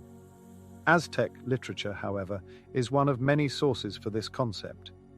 Native North American mythology contains similar concepts. In addition, Hindus believe in a closely related concept called an avatar. To the Hindus, the avatar is an earthly form of a god, which can be a human being or an animal. Some Aztec heroes could assume the form of their Nahual and travel in disguise from one location to another, performing seemingly magical feats. Indeed, a natural phenomenon could even take the form of a non-living act of nature, such as rain, clouds, and lightning. Still, to most figures, such as Quetzalcoatl in this creation myth, the Nahual was a special helpmate that guided living beings in their troubled times. When a person dies, his personal life dies too. Just as the Nagual died with the individual to which it was attached, the sun of a given era was thought to perish with the degeneration of a species. Therefore, it was believed that the current sun is the 5th, originating from all 4 elements, with its predecessors emerging independently from earth, air, fire, and water. Humans must continue to do good for the sun to continue shining on earth. They must strive for wisdom and freedom, making sacrifices in reality and prayer. She points out that the gods' ongoing quest for a species capable of valuing and honoring their creator and providing nourishment and sustenance for their deities demonstrates this. Once Tonatiuh bravely offered himself on the fire to become the sun, all the other deities died to set it in motion. Just as the gods had surrendered their hearts to the sacrificial blade, the Aztecs believed humans must give their hearts to keep the sun and moon in motion. It became their mission as chosen people to give the sun strength to fight its way across the heavens each day and to battle its way across the underworld each night. It was their mission too, to satisfy the earth's hunger for human hearts and give her the strength to bear fruit. This sense of divine mission was at the core of Aztec religious zeal. According to legend, Quetzalcoatl gave the Aztecs maguey because he thought they needed more pleasure in their lives. Those who drank the fermented juice from the maguey plant often became intoxicated. However, this did not mean that anybody could become drunk at will. Among the Aztecs, being drunk in public was a severe crime with stiff penalties. A member of the nobility who was drunk in public often faced a death sentence. Aztec society allowed only well-respected elders to publicly indulge in pulque. Having evolved for the 5th New World, humans now required sustenance for survival. So Quetzalcoatl and the other gods searched for a way to feed this new race of people.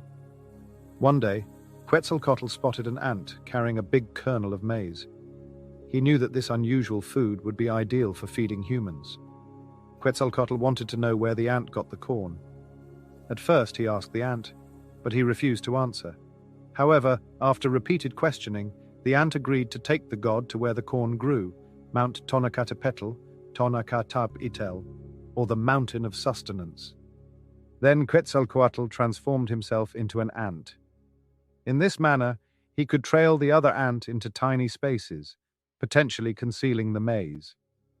The ant led the god into Mount Tonacatapetl's recesses, where maize grew abundantly. Beans, peppers, and other edibles for human consumption also contained Quetzalcoatl. Quetzalcoatl, still in the form of an ant, grabbed a kernel of corn and returned it to humans to plant. He then informed the other gods of his wondrous discovery, gleefully telling them that he had also seen many other foods on Mount Tonatiuh that could sustain people. However, a significant issue arose. How could the people access the abundant food growing deep within the mountain? After all, only a creature as small as an ant could reach the tempting food supply. Nonetheless, Quetzalcoatl embarked on a plan. He looped a giant rope around Mount Tonatiuh and tried to pull the mountain to where the people lived. Since the mountain was so big, it would not budge despite the gods' immense powers. So he asked the other gods for suggestions. Oxomoko, Oshomoko, and Sipactonal, Saipactonal, a wise old pair of gods, gave the problem much thought.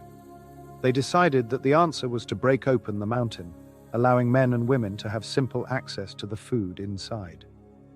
So, with all their combined power, the gods split open the rock that made up Mount Tonatiuh, and the huge bounty of food now appeared within reach of the people. But there was one more problem. Opening the rock had angered the god of rain, Tlaloc. With enormous speed, Tlaloc and his children grabbed all the corn and other food from inside the mountain and took it with them before anyone else could reach it. To this day, Tlaloc, the rain god, gives back the food to people only in amounts he sees fit to allow. In some years, when there is enough rain, he is generous.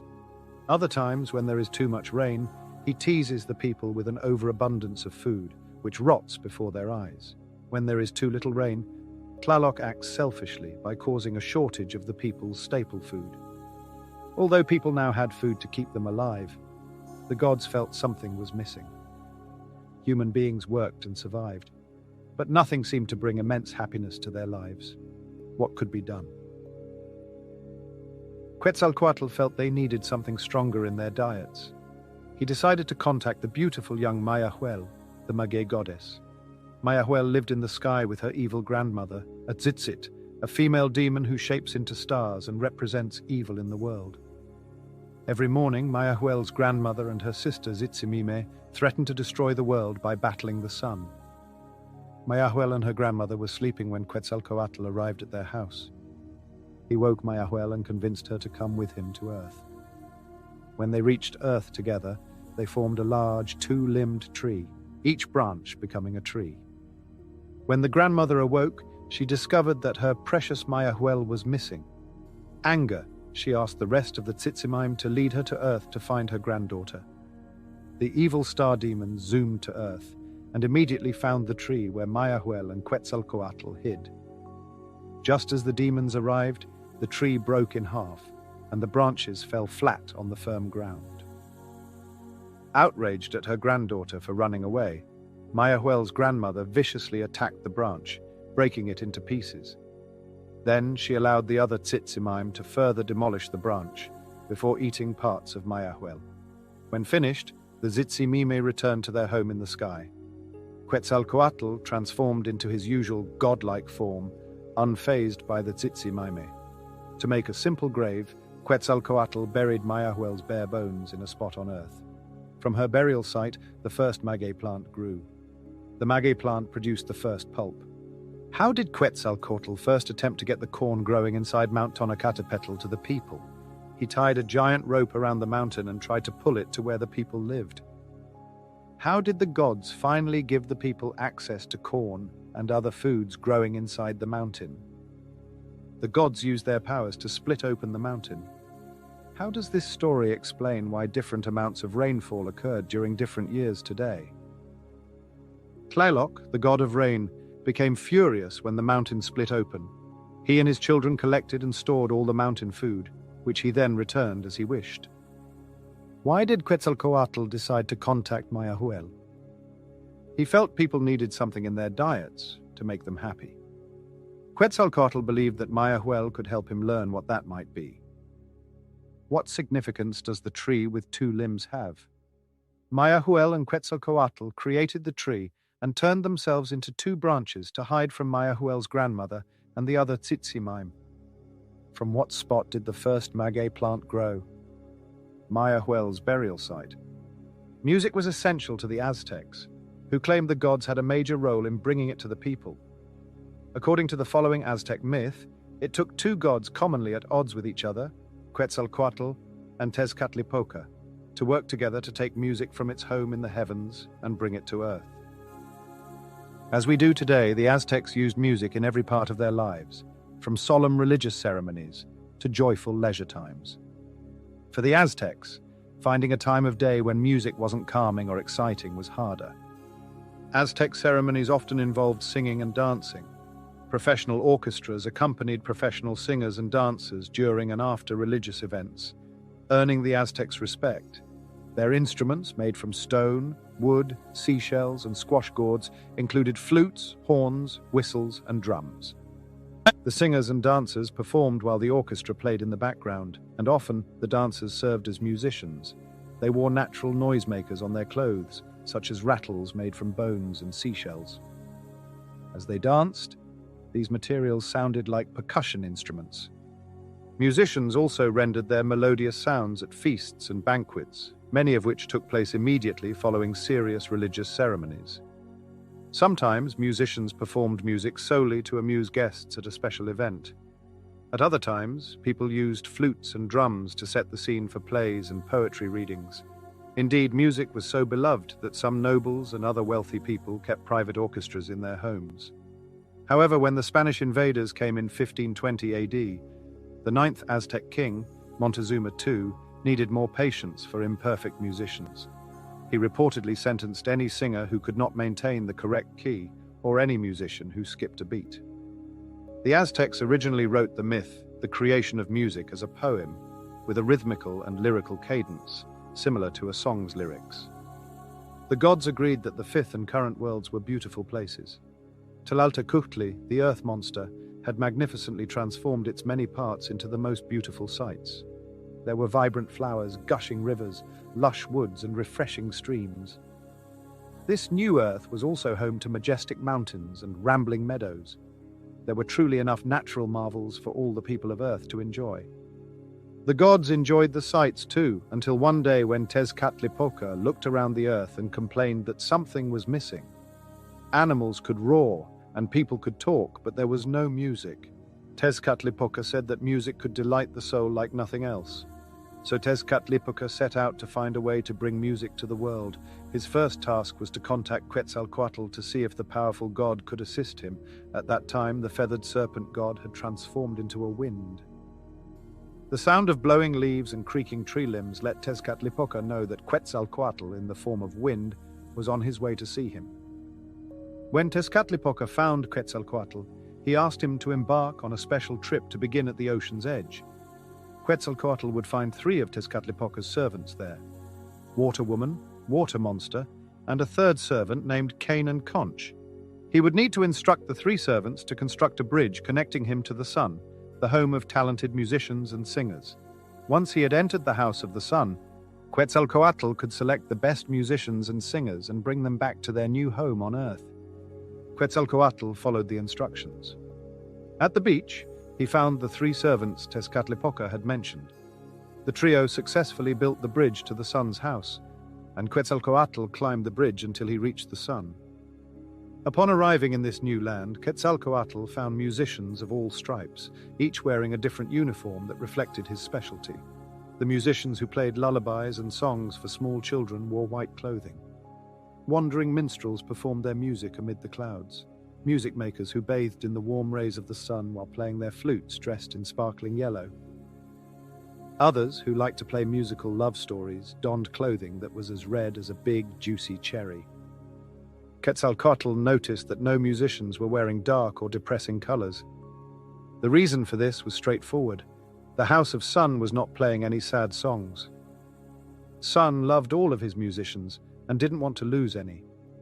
As soon as he realized that Quetzalcoatl, in the form of wind, had made this visit to recruit his musicians and bring them to Earth, Sun told his tune makers to be silent.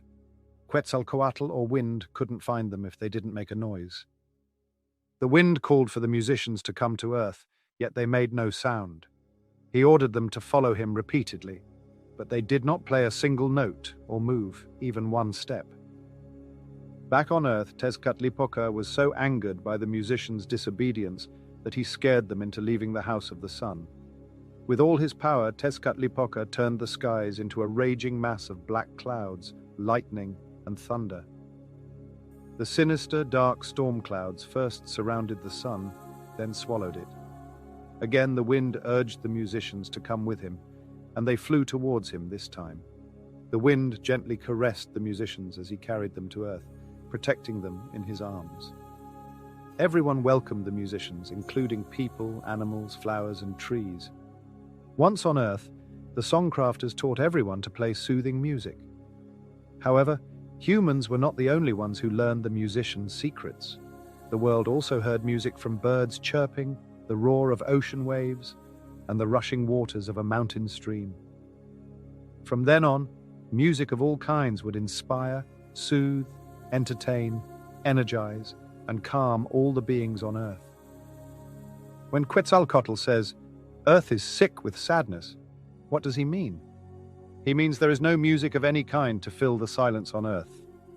What parts do Water Woman, Water Monster, and Cain and Conch play in this story? Tezcatlipoca's servants assist Quetzalcoatl in building a bridge from Earth to the Sun. What form does Quetzalcoatl take to reach the sun? He transforms into the wind. When Quetzalcoatl reached the sun, why did he not see any musicians wearing dark colors? Sun's house. Why did Sun order the musicians to be silent? He did not want the musicians to leave his world. He felt that if they stayed silent, Quetzalcoatl, in the form of wind, would be unable to locate them. What role does Tezcatlipoca play in helping the musicians finally leave Sun's house? He creates a powerful storm in the land of the sun, making the musicians want to leave. Who learned to play music on Earth? All living organisms are present, including humans, birds, and inanimate objects like the ocean and mountain streams. Was Quetzalcoatl real or imaginary? And just how special was he to the Aztecs?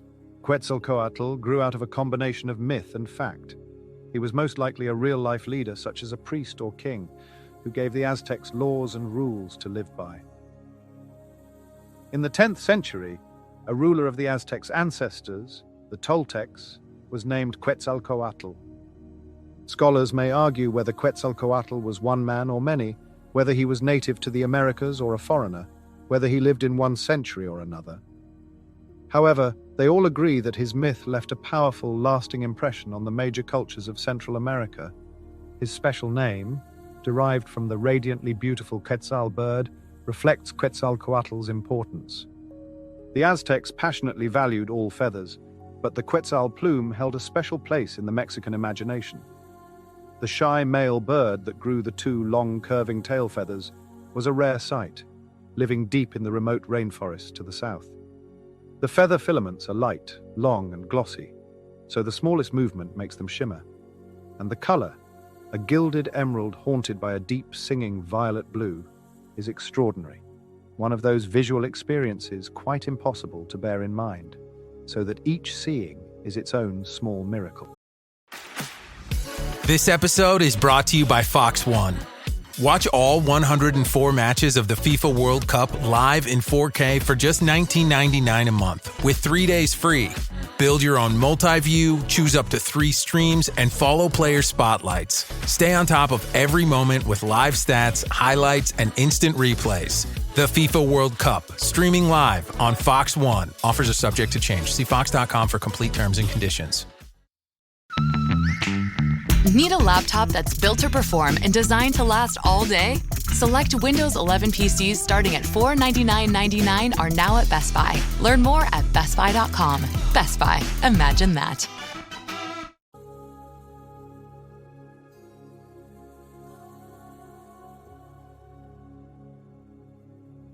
Few Mexico could have seen the majestic bannered flight of this extraordinary bird rippling across the sky, the trailing Quetzal plumes sensitive to each shift and movement in the air.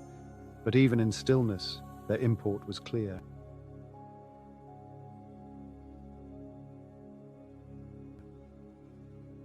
The Mexica called their most valued feathers and featherwork the shadows of the sacred ones, the marvelous projections into this dimmed world of the light, color, and exquisite delicacy of the world of the gods. The War God.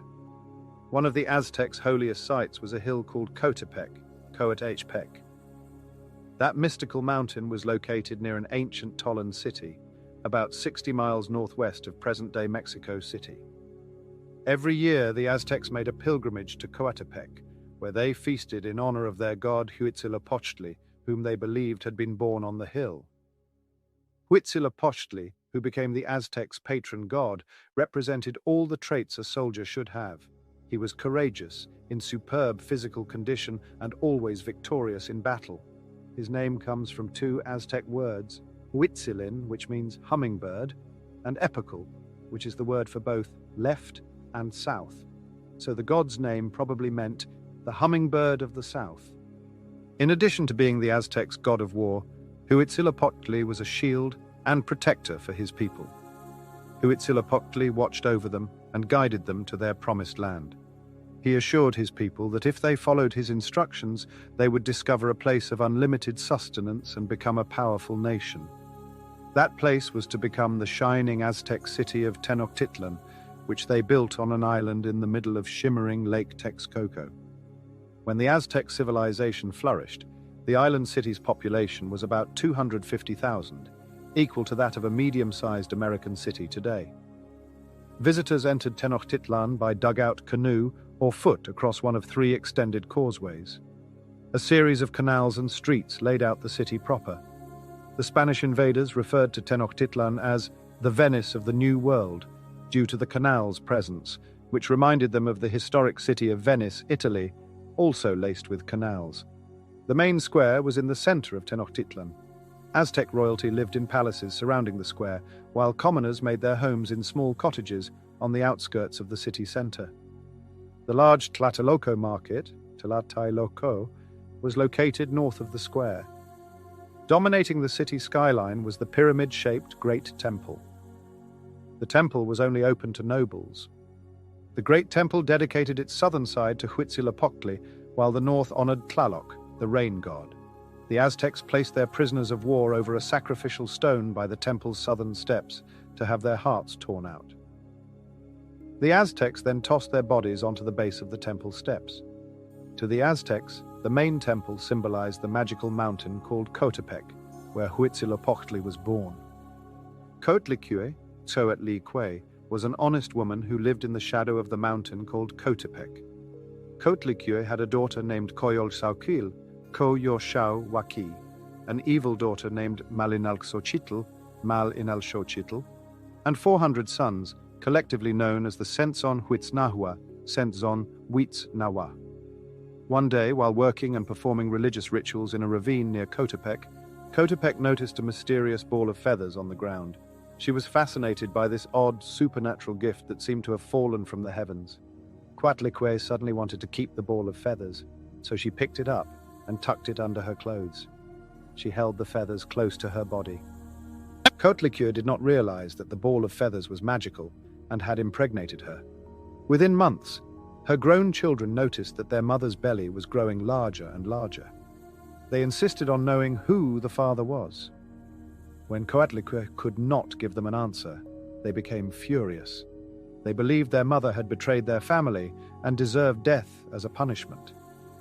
Coatlicue was terrified, but she could feel the baby inside communicating with her. The baby was soothing her, telling her everything would be all right.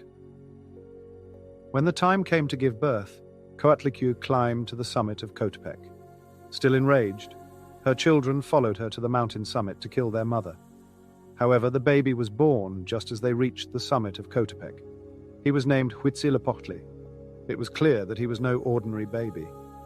Huitzilopochtli came into the world fully formed and clothed in armor, holding a series of deadly weapons. He was ready to fight any enemy of his mother. His most dangerous weapon was a knife-like tool called a Xiuhcoatl, which means fire serpent. Quickly, with the Xiuhcoatl, he sliced off the oldest daughter's head and cut her body to pieces. Her remains fell down the mountainside to its base. Huitzilopochtli then attacked the Sentzon Huitznahua. Even though his mother's 400 sons were his half-brothers, Huitzilopochtli recognized them as dangers. He killed several right away, then chased the others around the summit of Coatepec before killing several more. A few of his half-brothers escaped and survived, but Huitzilopochtli and Coatlicue were safe and healthy. The Aztec people accepted Huitzilopochtli as their warrior god. He then told them he would lead them to a promised land where they would live and prosper.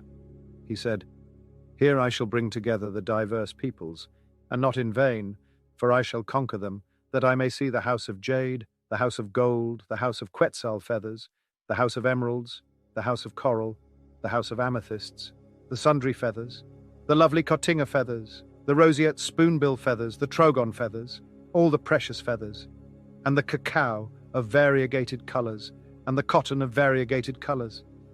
I will witness everything because it's my job and why I came here." One day, Huitzilopochtli was sleeping near his sister, Malinalxochitl.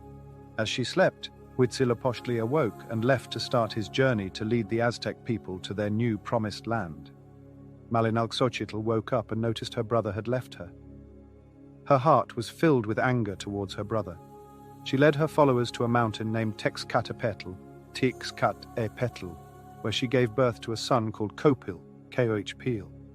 Meanwhile, Huitzilopochtli led the Aztec people to Coatepec, where he was born. The people believed this to be their promised land and settled there happily. But Huitzilopochtli decided there were better places. To force the people to give up their new homes in Coatepec, he punched a hole in a nearby dam holding back a river. Once Huitzilopochtli made the hole, a torrent of water rushed over the land, killing the plants and animals that had been providing the Aztecs with food.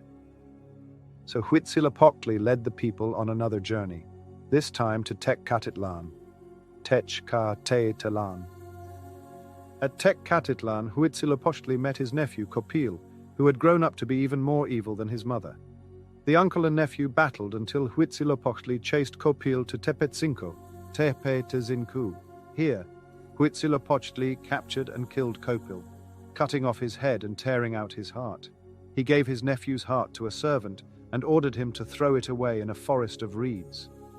Then Huitzilopochtli went about his own business. Huitzilopochtli and the Aztecs wandered through the wilderness for the next 40 years, looking for their special home. Sometimes they thought they had found their promised land, but Huitzilopochtli always looked out for his people. He made sure they moved on if they were in the wrong place. For example, they once arrived and settled in a strange kingdom. Huitzilopochtli knew this was not their promised land. Under his command, the Aztecs killed the king's daughter. They skinned the princess and had one of their priests wear her skin while they performed a ceremony. As soon as the king saw this brutal ritual, he forced the Aztecs to leave his land, just as Huitzilopochtli had planned. They continued their trek to find the special place they would call home. At long last, their journey took the Aztecs to the shallow waters of Lake Texcoco. The people, carrying arrows and shields, crossed the lake, and as soon as they reached an island in the middle, one of the Aztec priests saw Huitzilopochtli in a vision. In this vision, the powerful god told the priest to watch for an eagle sitting on a cactus called Tenochtli, or stone cactus, while holding a snake in its beak. Huitzilopochtli told the priest that the cactus had grown from the discarded heart of his wicked sister, Copil. The eagle was a physical embodiment of Huitzilopochtli.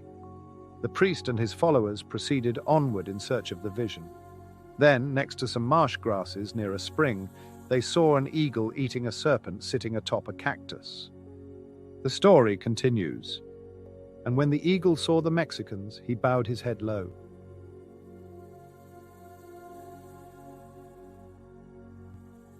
Every kind of precious feather, including lovely coating feathers, roseate spoonbill feathers, and Quetzal feathers. And the god called out to them, saying, "O Mexicans, it shall be there." On that spot, the Aztecs founded what would become Tenochtitlan, their splendid home.